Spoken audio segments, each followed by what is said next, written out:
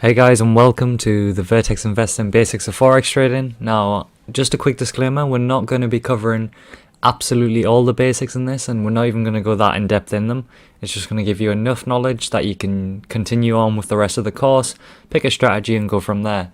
If you do wish to learn everything about Forex, I mean, personally myself, I don't know everything about Forex, but I know enough to stay profitable, and that's all you need. Some of the students in our group may even know more about Forex than I do, but that's not the point.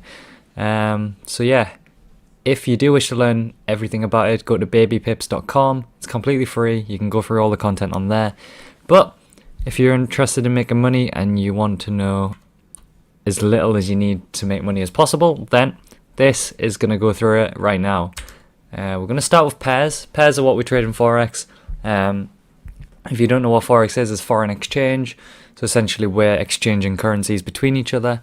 Similar to going to the exchange bureau, when you swap cash, when you're going on holiday, those sort of things. So there are two currencies that are put against each other to give us a pair.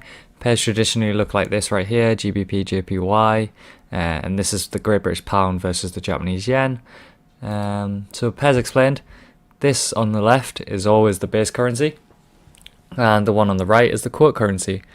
So essentially, if the strength of the base currency increases versus the quote currency, this means the value of our price will increase.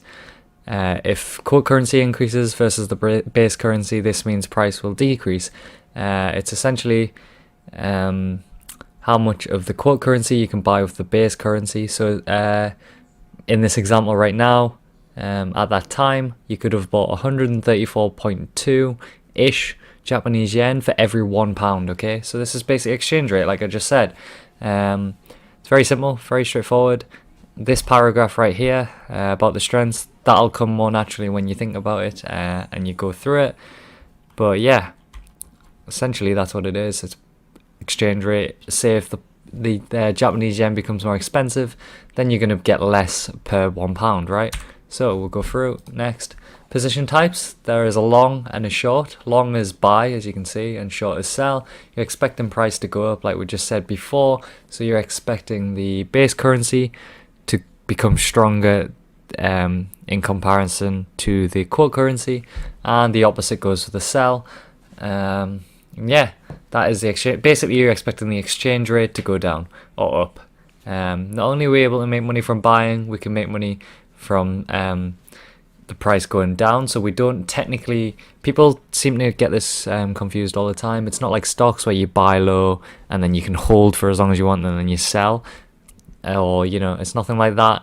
In theory you buy low, sell high, but we have different ideologies behind it. So this is often a major confusion amongst beginners. We'll go through it a little bit more in the future. Two major trading types. We have technical analysis, which is using charts and anything along those lines, indicators to use and predict price. Fundamental analysis, which is using economic and news events for predictions. These are the two types of traders that we usually have. You may hear mechanical being thrown about, which is more rule-based technical trading. But yeah, styles of traders. There's three main trading styles: day trading, scalping, and swing trading. Day trading being in and out of trades within the day, as it's in the name. Scalping is again in the name, scalping short-term trades, in and out quick. Ideally, you'd be looking for trades between minutes to low hours, maybe 1 or 2 hours. Swing trading, holding trades for long periods of time. This can be hours, days, weeks, potentially even months, depending on the trade. Now, again, positions explained. As we mentioned about trading styles, it's important to mention how positions actually work. Yes, we can buy and we can sell, but we don't just get money once we buy or sell. We have to enter positions that we're able to hold. The further price moves in pips, which we'll explain in a couple slides time, in the direction of your trade, the more money we make. So essentially, if we entered a buy and the exchange rate or price increased, the more it increases, the more we make, and vice versa for losses. The more it decreases, the more we lose. Making money. So how do we actually make money? To make money, we use a broker, and basically these guys are the middleman between us and the market. To place positions and access the market directly, we must use a broker. This allows us to leverage our money. Again, I'll explain that in a minute. Make significant returns from the market and loss potentially.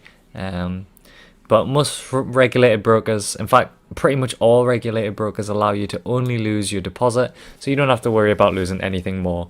You're not going to be in debt. You're not going to get anything like that. You're not going to get some taxman come towards your door and steal your car or whatever. So yeah, what's a pip? Pip is a fraction in price. To work out a pip, it's the fourth number after the decimal place in price. For example, here GBP USD price can be shown as 1.24755, and the pip is the 5, which is right here. The first 5, I shouldn't have used 2 5s, but yeah, this one right here is the pip. If this number moves up 10 pips, price would now be at 4855 instead of 4755. Hopefully this makes sense. If not, take a note, go through it, and just try and understand it.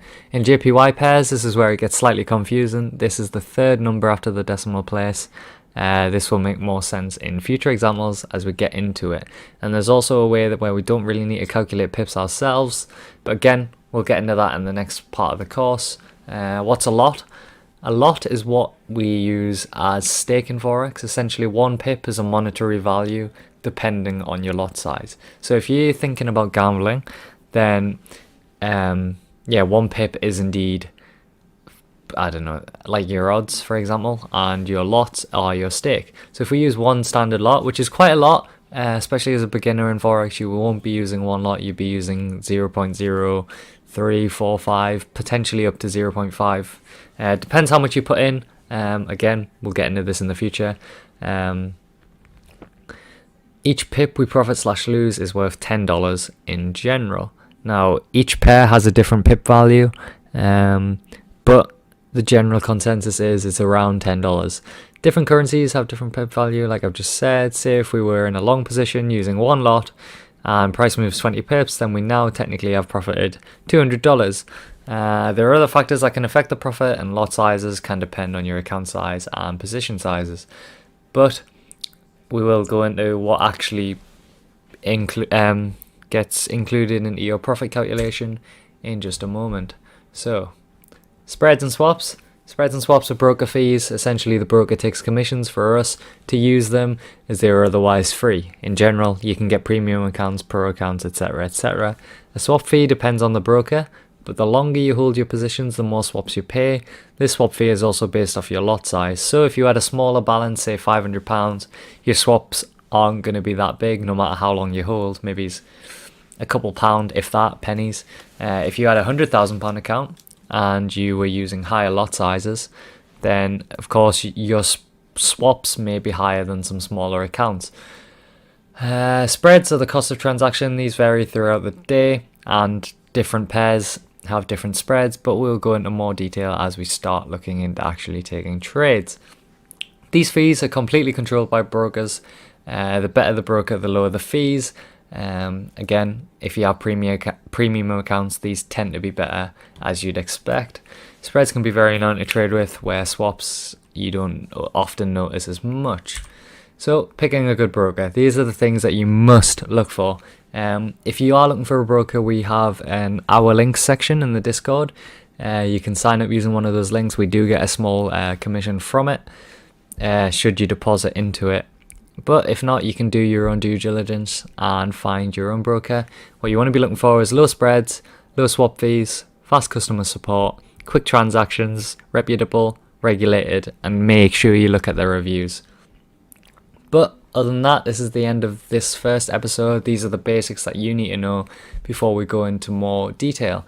The next episode will be looking into more charts and start sort of defining more of the basics.